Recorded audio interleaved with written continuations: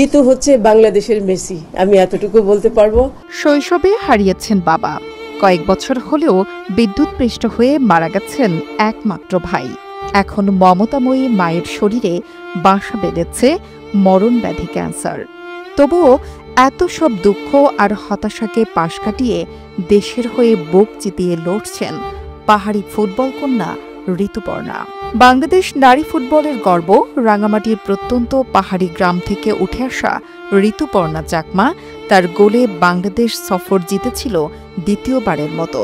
এবার মাঠে তার জোড়া গোলে বাংলাদেশ কোয়ালিফাই করেছে এশিয়ান কাপে। ফুটবল কন্যা ঋতুপর্ণার মাঠের বাইরের গল্পটা একেবারেই ভিন্ন।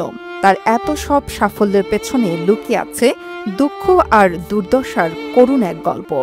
রাঙামাটি জেলার কাউখালী উপজেলার মগাছড়া গ্রাম, যেখানে ঋতুপর্ণার শৈশব কেটেছে, যেখান থেকে শুরু হয় তার জীবন সংগ্রাম।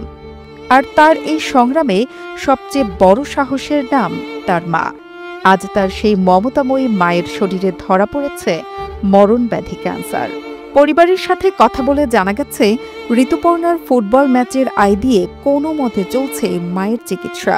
কেমোথেরাপি আর অপারেশনের খরচ বহন করা তাদের পক্ষে প্রায় অসম্ভব। ক্যান্সারের মতো ব্যয়বহুল চিকিৎসা চালিয়ে যেতে হিমশিম খাচ্ছেন তারা। মায়ের অপারেশন করাতে হলে দরকার উন্নত চিকিৎসা, যার জন্য প্রয়োজন সরকারি সহায়তা।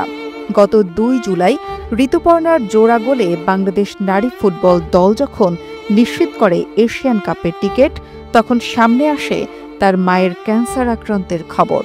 এরপর স্থানীয় উপজেলা সমাজসেবা কর্মকর্তা পরিবারের খবর নিতে ছুটে যান তাদের বাড়ি। মাঠে দেশের হয়ে গোল দেন ঋতুপর্ণা, আর ঘরে মায়ের বেঁচে থাকার লড়াই চালিয়ে যান নিঃশব্দে।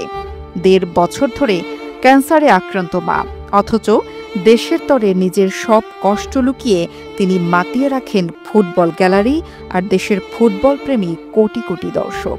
প্রতিবেদনটি তৈরিতে তথ্য ও উপাত্তের সাহায্য নেওয়া হয়েছে জাতীয় গণমাধ্যম কালের কণ্ঠ থেকে।